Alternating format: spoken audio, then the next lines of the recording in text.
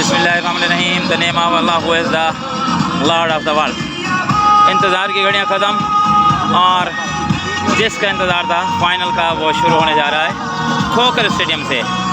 अभी आपको बराह रास्त थोड़ी देर में खोखर स्टेडियम से और खोखर जो है टूर्नामेंट ऑल पंजाब जो हुआ था उसका आज फाइनल है। इंतज़ार की घड़ियाँ ख़त्म हो गई और अभी थोड़ी देर में सलमान सी वर्सेस हसन लेवन बस्ती खोखरा के दरमियान अभी टॉस होगा और आपको लाइव खोखर स्टेडियम से ये मैच दिखाया जाएगा।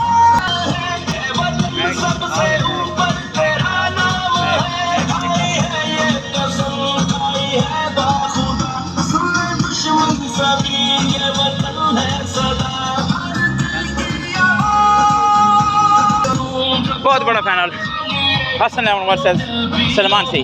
अभी थोड़ी देर में टॉस होगा। जीत के जियो है जज्बा जनों पर हिम्मत न हार।